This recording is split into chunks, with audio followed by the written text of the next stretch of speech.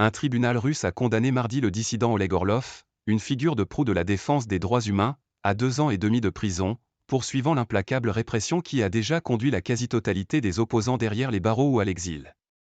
Vétéran de Mémorial, l'ONG lauréate du prix Nobel de la paix 2022 et dissoute par la justice russe, cet homme de 70 ans avait fait le choix, contrairement à de nombreux autres détracteurs du Kremlin, de rester en Russie pour continuer le combat.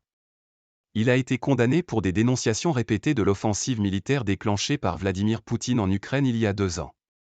Une opinion qu'il a réitérée lundi, devant le tribunal moscovite de Golovinsky, à l'occasion de sa dernière prise de parole.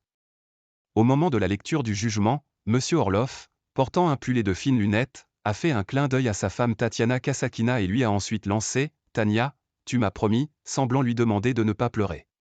Plusieurs dizaines de ses soutiens étaient présents au tribunal pour soutenir M. Orlov, selon une journaliste de l'AFP à l'audience. En sortant de la salle, menotté et entouré de policiers, il a été applaudi au cri de « Nous vous aimons ». Nous sommes revenus au régime soviétique, où ceux qui ne sont pas du côté du pouvoir sont accusés de mensonges, a estimé auprès de l'AFP Yan Raczynski, un autre défenseur des droits humains. Svetlana Ganushkina, qui milite pour la même cause, a regretté un procès qui n'a rien à voir avec la loi. Être jugé pour des déclarations appelant à la paix et critiquant les autorités, c'est absurde. Mais chaque tyran a besoin d'ennemis, a-t-elle lâché. Ne perdez pas courage. La veille du verdict, M. Orlov s'était une nouvelle fois insurgé contre l'étranglement de la liberté en Russie et l'entrée des troupes russes en Ukraine.